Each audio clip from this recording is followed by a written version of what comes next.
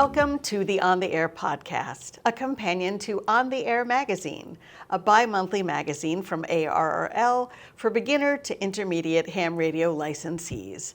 I'm your host and the editor of On the Air, Becky Schoenfeld, W1BXY. Every month, the On the Air podcast extends material found in On the Air magazine to help you learn about the many things the ham radio hobby and service has to offer. The On the Air podcast is sponsored by ICOM for the love of ham radio. So welcome to the June 2026 episode. The May-June 2026 issue of On the Air included the article Introduction to Digital Modes by ARRL technical editor Conrad Trautmann, N2YCH, and that article explains what makes a ham radio mode digital and gives an overview of some of the digital modes as well as how to get set up to use them. So Conrad, N2YCH, is here with us today to talk a bit about all of that, as well as how you can try digital modes on ARRL Field Day, which is coming up on June 27th and 28th. Welcome, Conrad. Thank you, Becky, for having me. Yeah, it's nice to have you back. Thanks. So first off, what exactly is a digital mode? So digital is a term that's used to describe a computer-to-computer contact using radio waves.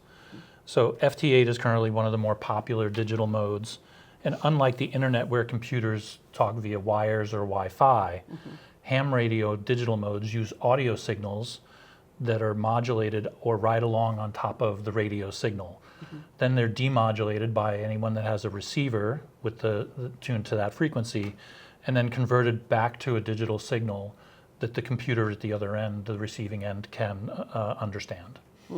So in that transit, does the digital, it goes from analog to digital, does it go back to analog during that? So it's always audio. Yeah. But it's a digital signal, so it's like ones and zeros, essentially. Okay. All right.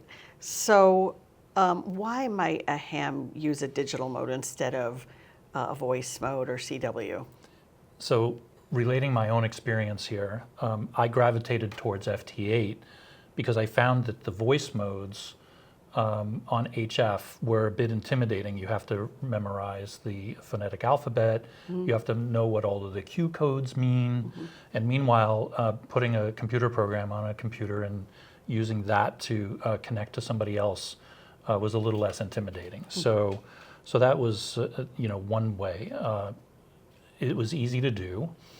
I was able to make distant contacts using FT8 since that allows you to make contacts in poor propagation scenarios, or where a voice contact might not be capable on a long distance. You can get a contact using FT8.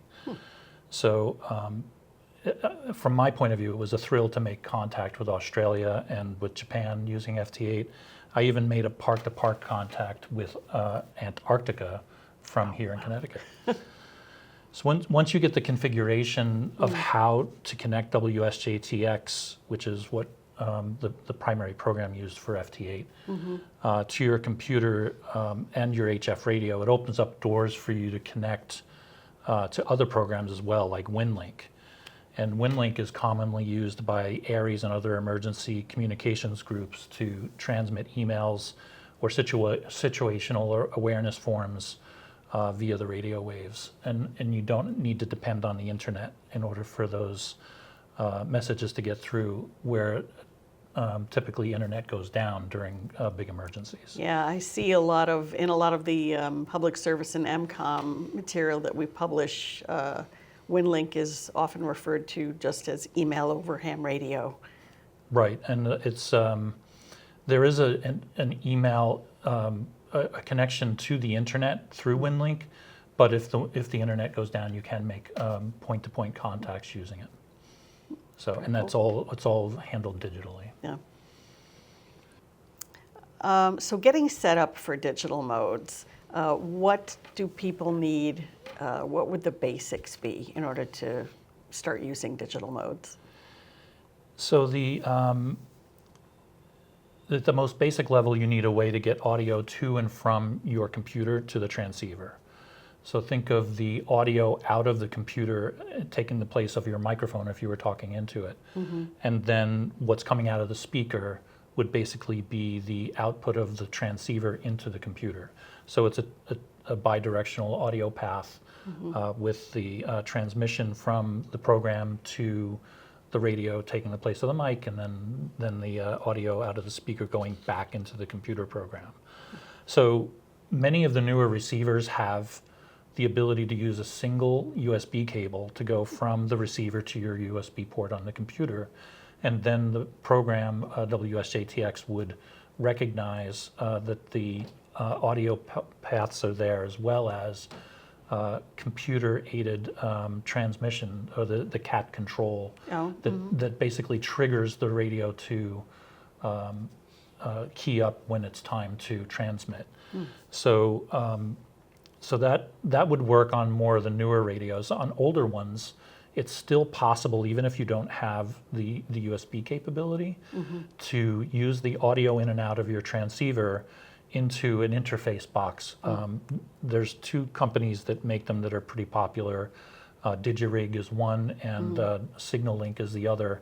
And basically, you put the audio in and out of that interface box, and then the output of that goes to the USB port on the computer. So any transceiver that has the ability to have audio in and out of it could work, but it's certainly easier to do when you use a newer radio that has all of that built in. So if makes it you've simple. got a newer radio, it can just be a matter of doing it all with the USB cables. Yes, a single one. Oh, wow. To do That's the whole great. thing. Yep. Okay, cool. So with Field Day coming up in just a couple of weeks, is there still time for a ham who's interested in digital modes to get themselves set up for Field Day? There is, and if you're doing Field Day with a local club, I found that if you run FT8 and WinLink, you can sometimes end up being the star of the show at the end of the event, because WinLink contacts, and you can make up to 10 as part of our rules, are worth 10 points each. So as opposed to a voice contact, which would be worth 1 point. And then any FT8 or CW contact, but in our case here, we're talking digital, are worth 2 points for every contact that you make. In addition to that, if you're operating on the high frequency bands, say 10 meters, you can typically make contacts very far away. So while everyone is on 20 meters or 40 meters making voice contacts at 1 point apiece, and they're not going very far, the person operating FT8 can actually get further away, so they can fill in those states that you haven't gotten, or those sections that are on the air that wouldn't have been able to get to via voice. And then in addition to that, you're getting the extra points. So I found that in my first Field Day running FT8, that I filled in a lot of the gaps where people hadn't made contacts, and we definitely scored higher than we had in the past. So Great. It was great. So you were the star. I was the star. That's great. So I hope other people can be as well. All right. So there's still time, even though the event's a couple of weeks away. It's not that hard to get set up with it, and Right. there's still time. That's great. Well, thanks again to Conrad and to YCH for being with us today. I hope you've enjoyed this episode. We're going to be back in July. But in the meantime, feel free to send comments about On the Air to ota@arrl.org. And if you're interested in finding out more about ham radio and what ARRL has to offer, visit our website at arrl.org. Until next time, I'm Becky Schoenfeld, W1BXY 73.